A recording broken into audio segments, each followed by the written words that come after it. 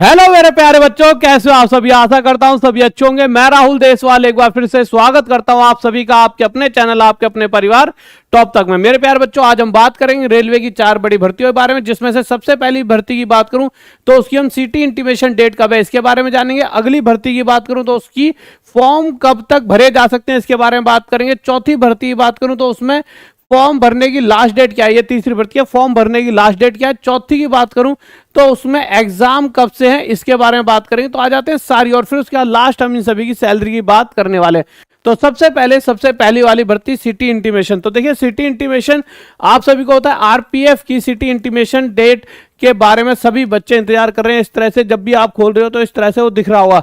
जैसा कि सभी को पता है कि 10 दिन पहले से सिटी इंटीमेशन स्लिप निकलने लग जाती है। तो मेरे प्यारे बच्चों, जो आपकी आरपीएफ की सिटी इंटीमेशन स्लिप है, यानी कि कौन से शहर में कौन सी जगह और किस जगह आपका एग्जाम होगा, वो सारी चीजें आपको कल से पता लगने लग जाएंगी। तो आप यहां पर जब खोलोगे तो अभी ये दिख रहा होगा, dear candidate city slip is not live yet for your application. इसे मैं बड़ा कर देता हूं, इस तरह से लिखा आ रहा है। तो ये आपका कल से दिखने लग जाएगा, और वैसे हो सकता है शायद शाम को ही दिखने लग जाए। ठीक है। उसके अलावा मेरे प्यारे बच्चों के दिमाग में आता है कि सर अगर कोई दिक्कत है, हमें कुछ भी पूछना है कि यार मतलब कुछ भी आपके दिमाग में डाउट आता है, पेपर आने वाला है तो कोई ना कोई चीज आपके दिमाग में बनती रहती है, तो या तो आप कमेंट कर दिया करो ऐसे आरपीएफ का जिसका पेपर है, या फिर इस नंबर पर आप कॉल करके कोई भी चीज की जानकारी आप ले सकते हो, जो भी आपके दिमाग में बात आ रही है। ठीक है। उसके अलावा और अभी कर लेना अगर कोई दिमाग में बात है तो इस नंबर पे बात, क्योंकि बाद में ये बहुत ज्यादा बिजी हो जाता है। अगली वैकेंसी की बात करें तो अगली है रेलवे ग्रुप डी। इसके बारे में तो सभी को पता लग चुका होगा। क्या पता लग चुका होगा? एक बहुत बड़ी खुशखबरी इसकी है।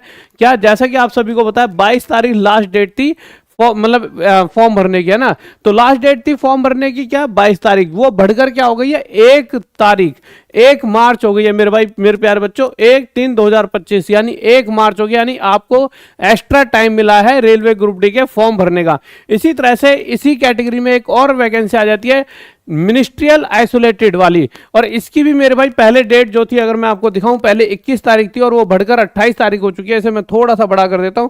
जैसा कि आप सभी को पता है इसकी लास्ट डेट पहले ये थी कि 21 तारीख तक फॉर्म भर सकते हो, पर आप 28 तारीख तक भर सकते हो। तो कोई भी मिनिस्ट्रियल आइसोलेटेड वाला बच्चा हो जिसने फॉर्म भरना हो तो वो अभी उसके पास टाइम है। बहुत सारे बच्चों को लग रहा हो यार 21 तारीख लास्ट डेट थी, ऐसा नहीं है, अब लास्ट डेट 28 तारीख हो चुकी है। तो दोनों में ही, चाहे कोई रेलवे ग्रुप डी वाला बच्चा हो तो मेरे भाई उसको भी टाइम मिल चुका है अगले महीने की 1 तारीख तक, और मेरे भाई अगर आइसोलेटेड कैटेगरी वाला है तो मिनिस्ट्री आइसोलेटेड वाला, उसको 28 तारीख तक टाइम मिल गया है।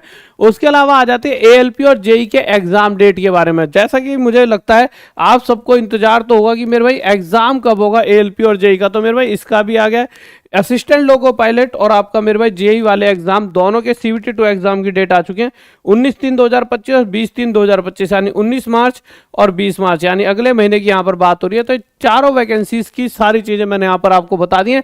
बनाने को अलग अलग उसमें बनाता, बट क्या है उसमें छोटी छोटी सी एक साथ मैंने सारी इन्फॉर्मेशन दे दी, जिससे कि कोई बच्चा किसी भी चीज की, जैसे किसी को एएलपी और जेई की जानकारी चाहिए तो भी मिल गई, तो सारी जानकारी दे दी। अब आ जाती है सैलरी की बात। तो यहाँ पे सबसे पहले बात कर लेते हैं आरपीएफ की सैलरी की। तो ये आपको 58,000 तक पड़ जाती है, जबकि इसकी बेसिक सैलरी सिर्फ 23,000 होती है।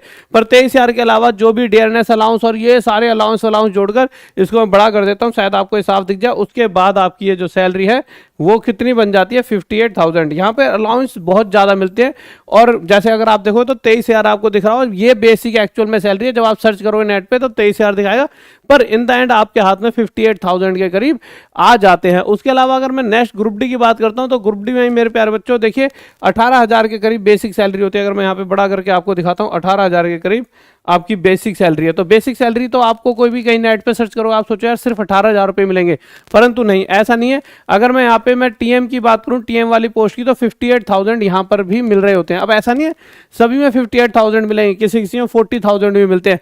क्यों? ये सारा का सारा केस है अलाउंस का, किस में ज्यादा अलाउंस मिल रहे हैं, जो भत्ते वगैरह मिलते हैं, और किस में कम मिल रहे हैं। ठीक है, इसका सारा खेल होता है। उसके अलावा आरआरबी मिनिस्ट्रियल आइसोलेटेड, देखिए बेसिक पे कितनी बता रखी है 29,200।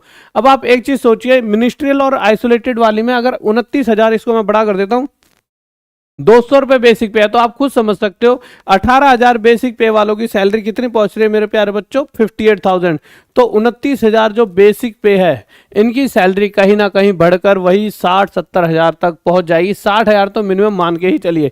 इसके अलावा मैं बात करता हूं मेरे भाई एएलपी वालों की, तो एएलपी वालों की बात करूं, अब देखिए ऐसा नहीं है कि 18,000 वालों की एक जगह, इसमें तो 18,000 वालों की बेसिक पे कितने 50, मतलब बेसिक पे 18 है और वैसे मिल रही है 58,000। बट एक जगह ऐसी भी है जहां पे 21,000 है बेसिक पे, परंतु टोटल सैलरी सिर्फ 41,000। तो डिपेंड करता है जो आप जॉब कर रहे हो उसके अंदर अलाउंस वगैरह कितने मिलते हैं।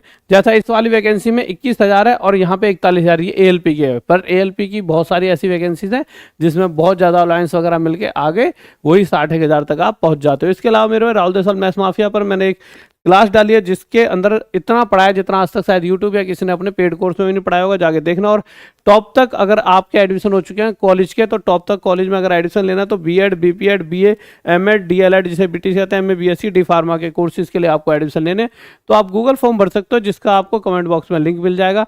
उसमें आप ये जरूर भर देना कि आपको बीएड करनी है, बीटीसी, डी फार्मा, एमएड, और साथ में सिर्फ आपको अपना नाम लिखना और ईमेल आईडी वगैरह और नंबर, हम आपको कॉल कर लेंगे। और सभी बच्चे टॉप तक ऐप पर जाकर बैचेस से पढ़ सकते हैं, अपनी तैयारी अच्छी कर सकते हैं। इस नंबर पर कांटेक्ट कर सकते हैं, व्हाट्सएप करना अगर आपको कोई भी मतलब ऐसा लगता है कि कोई भी बातचीत पूछनी हो, कुछ भी सवाल पूछना है, इस नंबर पे व्हाट्सएप कर सकते हो, चाहे कॉलेज की बात हो, चाहे आपके कोर्स की बात हो, चाहे कुछ भी बात हो। और उसके अलावा अगर किसी को कोई भी चीज़ पूछनी है तो आप कमेंट करके पूछ सकते हो। ठीक है guys, okay, bye, love you, जय हिंद, जय भारत।